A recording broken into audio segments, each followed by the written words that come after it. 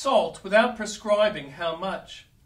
Salt was used in every offering made by fire unto the Lord, and from its preserving and purifying properties it was grateful emblem of divine grace in the soul. It is worthy of our attentive regard that when Artaxerxes gave salt to Ezra the priest, he set no limit to the quantity, and we may be quite certain that when King of Kings distributes grace among his royal priesthood, the supply is not cut short by him. Often we are straitened in ourselves, but never in the Lord. He who chooses to gather much manna will find that he may have as much as he desires. There is no such famine in Jerusalem that the citizens should eat their bread by weight and drink their water by measure. Some things in the economy of grace are measured, for instance. Our vinegar and gall are given us with such exactness that we never have a single drop too much. But of the salt of grace no stint is made. Ask what thou wilt, and it shall be given unto thee. Parents need to lock up the fruit cupboard and the sweet jars, but there is no need to keep the salt box under lock and key, for few children will eat too greedily from that. A man may have too much money or too much honor, but he cannot have too much grace.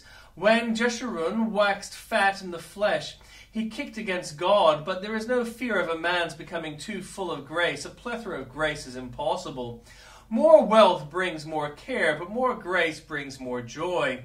Increased wisdom is increased sorrow, but abundance of the Spirit is fullness of joy. Believer, go to the throne for a large supply of heavenly salt. It will season thine afflictions which are unsavory without salt. It will preserve thy heart which corrupts if salt be absent. And it will kill thy sins even as salt kills reptiles. Thou needest much, seek much, and have much. I will make thy windows of agates. The church is most instructively symbolized by a building erected by heavenly power and designed by divine skill. Such a spiritual house must not be dark, for the Israelites had light in their dwellings. There must therefore be windows to let the lights in and allow the inhabitants to gaze abroad. Those windows are precious as agates. The ways in which the church beholds her Lord in heaven and spiritual truth in general are to be had in the highest esteem. Agates are not as the most transparent of gems. They are but semi-pellucid at the best. Our knowledge of that life is small. Our eye of faith is dim. Faith is one of these precious agate windows, but alas, it is often so misty and beclouded that we see but darkly and mistake much that we do see. Yet if we cannot gaze through windows of diamonds and know even as we are known, it is a glorious thing to behold the altogether lovely one, even though the glass be hazy as the agate.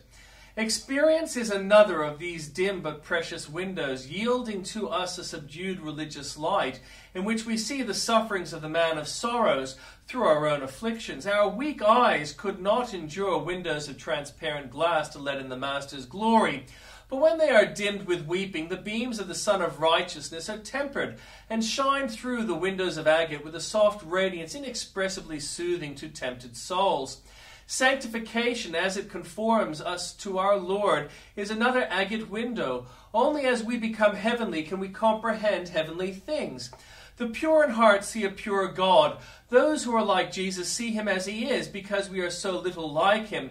The window is but agate. Because we are somewhat like him, it is agate. We thank God for what we have, and long for more. When shall we see God and Jesus in heaven and truth face to face?